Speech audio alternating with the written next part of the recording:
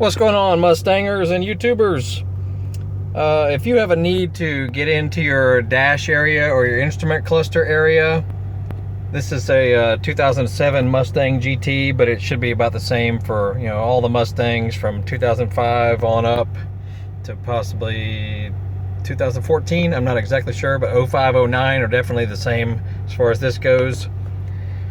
You don't need any tools as far as removing this section here. This whole dash bezel area comes straight off with no tools whatsoever. You just have to, you can, I usually hold on to this right in here, something you can get a decent hold on, and you just firmly pull back on it. You have to give it a little tweaking. Hold on here, I got one hand. Let me use both hands, hold on. You might have to hold this with two hands, this side and this side, and just give it a good firm wiggle and pull, and then you'll have to move your turn signal arm out of the way and your windshield washer arm down, and make sure your steering wheel is tilted all the way down. Then you just manipulate it, to get the dash cover out of there. Just be careful with it. I had some random squeaks and rattles depending on what RPM I was driving at, or if it was a slightly bumpy road.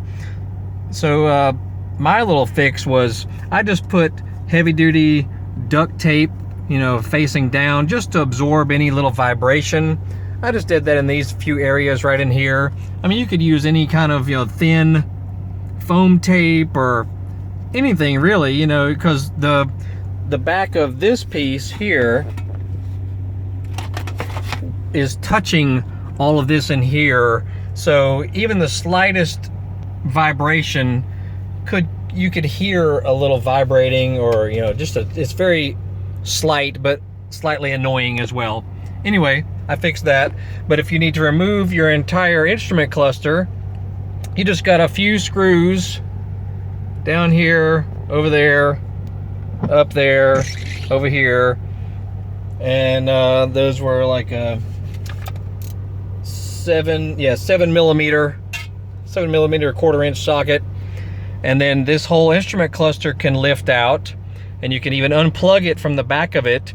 And with that said, if you're trying to access your actuator, see, I've already got the screws out, but you just basically just work it out. It's not that big a deal.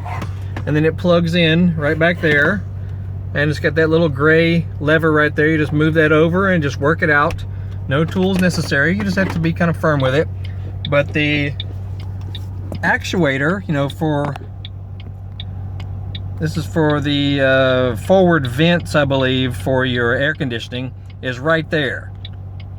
So you'll need, little 1/4 inch drive and a couple of extensions and whatnot to get to it. If you're having to replace that thing, that's a whole other story. If you're having issues with your air conditioning, defaulting to the defrost vents, that's a tough one to tackle, because I've replaced all the actuators down here, over here, over here, and it's still doing it at random. Anyway, whatever, I'll eventually tackle that or solve it. But the main issue though is how to get to this area of the car, and it's really easy. And when you put it back together, I know it's kind of dark, make sure all your wiring cluster right there, make sure you pull it up to get it out of the way, so you'll put it right underneath that ductwork right there. Make sure your wiring cluster, your wiring harness is up and out of the way, so that when you put your cluster back in, it has room, to avoid any blockage. So that's slightly tricky, but not that big a deal. And then you just wiggle it in place. It's got these little pins, little tabs, and then put your screws back in place on the corners. Not a big deal. Also, when you unplug your instrument cluster, your AC will not blow cold anymore. So that's interesting, but whatever. Anywho, that was mainly how to get to your instrument cluster.